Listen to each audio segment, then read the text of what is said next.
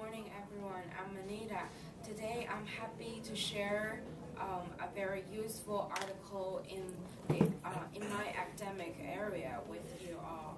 And the article is "Water and the Law: A Guide to What Matters." This article is written by Bill Staudenmayer, and it's published on Business Law Today in 2006. And this article has 6 pages. And this article talks about 2 main things. The first thing is the importance of water. The second thing is the user's right to use water. And then I will talk about 5 points to illustrate the article. The first point is that the author talks about the importance of the water. People need plenty of water to do a bunch of things. For example, 48% of the water used in the US in 2000 was used to generate electricity, and 34% of the water used in the United States in 2000 was used in agriculture, and 16% of the water used in the United States in 2000 was for municipal and industrial purposes. And the current condition is that the long-term reliable water supply always can't meet the total demand for water in the United States. And as a result of that, a number of businesses and industries are at great risk of bankruptcy when there is no enough water for them.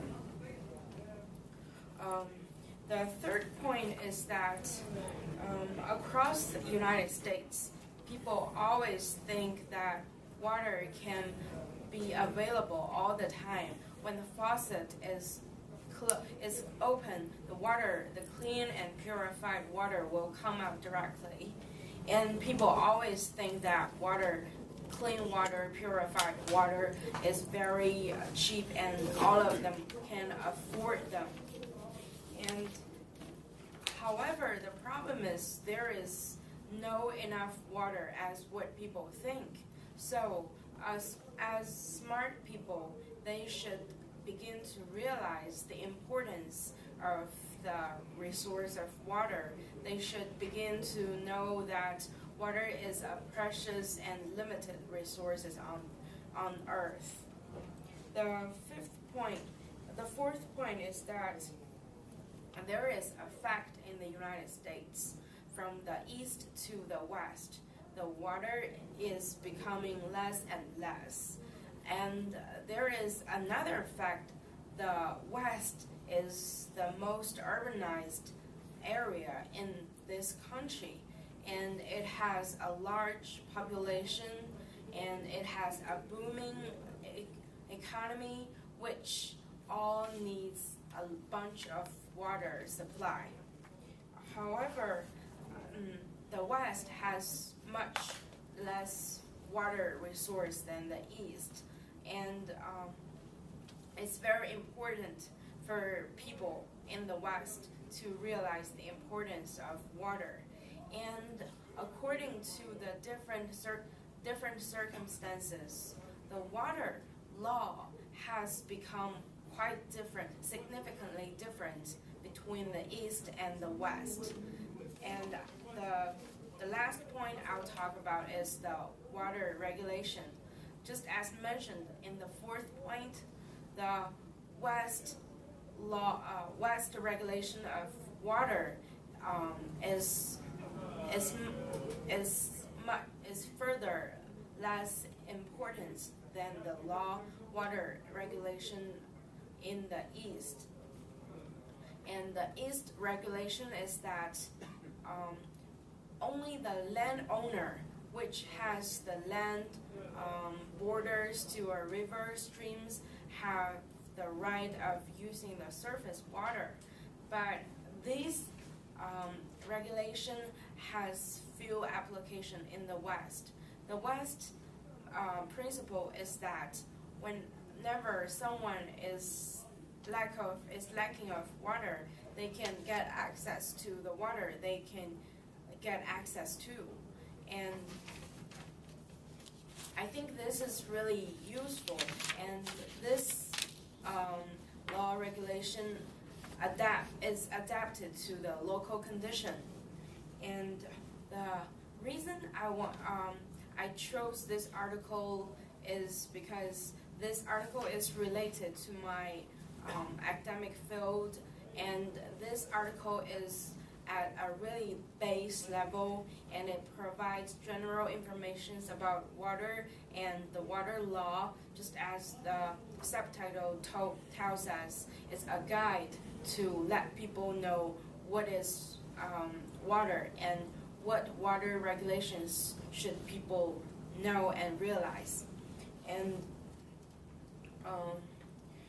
I also think this article is really interesting and useful and helpful to those people who want to get a general idea about water and the water law. And then I'll talk about the interesting point. This is just the different regulations of law between the West and the East. I think there are still many other similar cases, similar things and regulations in the United States, since the law should be adapted to the local condition. And once the law is adapted to the local condition, the law can be enforced completely. Let's think, since the West has much less water than the East, if in the West, only the landowner can get the access to the surface water, which borders his land and property. So other people who are lack of water can't get access to those water. They will suffer the shortage of water, which is not good. And maybe the landowners have a large property which borders a large amount of water, and this landowners can't use up all the waters he can, and this is a waste of resources. But in the East, since there are enough water, people always can get access to the water. So it's right only for the landowners to get access to the surface water, which his property borders.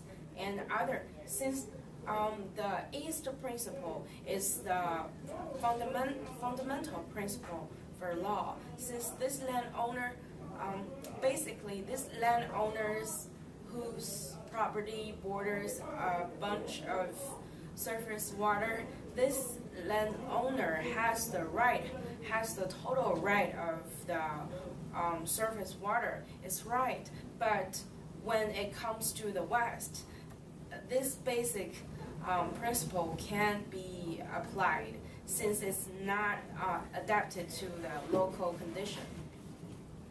And